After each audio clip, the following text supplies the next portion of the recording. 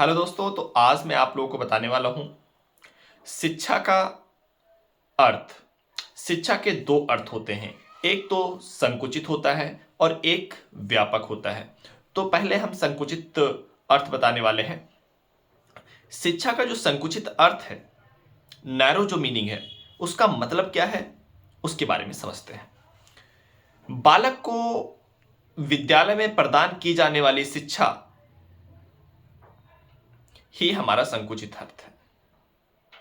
जैसे किसी निश्चित पाठ्यक्रम के तहत, किसी निश्चित काल के लिए और किसी वयस्क वर्ग द्वारा बालक को प्रदान की गई शिक्षा संकुचित शिक्षा कहलाती है दोस्तों।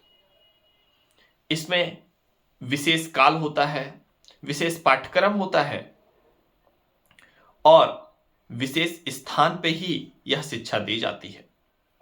इसका सब कुछ निश्चित होता है, पूर्व निर्धारित होता है।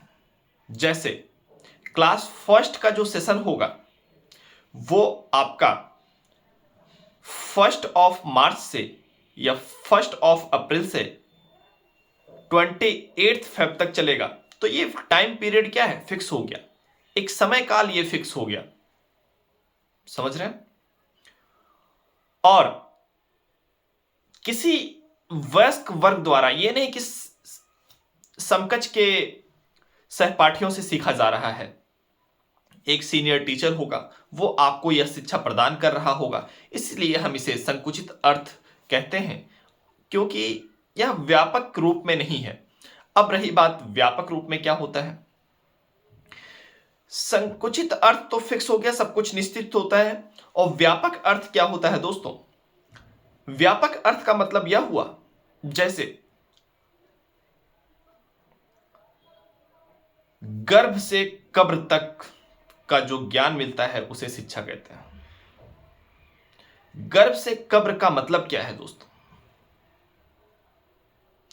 जैसे कभी देखा होगा आपने कि प्रेग्नेंट जो लेडी होती हैं, वो जो भी एक्टिविटी करती हैं, उनका बच्चा भविष्य में वैसा ही एक्टिविटी करता है।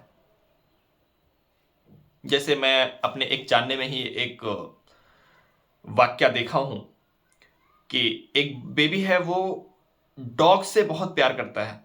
वो बोल नहीं पाता है, चल भी सही से नहीं पाता है, परंतु डॉग्स के लिए प्यार ही अलग है उनका।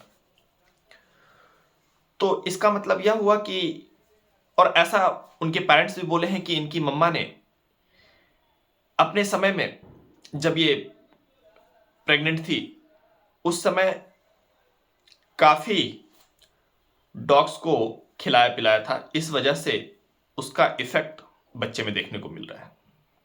तो कहने का मतलब, हर एक पल, हर एक समय, बचपना से बुढ़ापे तक, गर्भ से कब्र तक, किसी न किसी रूप में प्रदान की गई या ली गई शिक्षा ही हमारा एक व्यापक शिक्षक का उदाहरण है। तो किसी निश्चित समय के लिए जब ज्ञान प्रदान किया जाता है और यह ध्यान में रखा जाता है कि समाज का उन्नयन हो रहा है, बालक का उन्नयन हो रहा है, तो ऐसे शिक्षा जो प्रदान की जाती है वह हमारा संकुचित शिक्षा होता है दोस्तों। Thank you.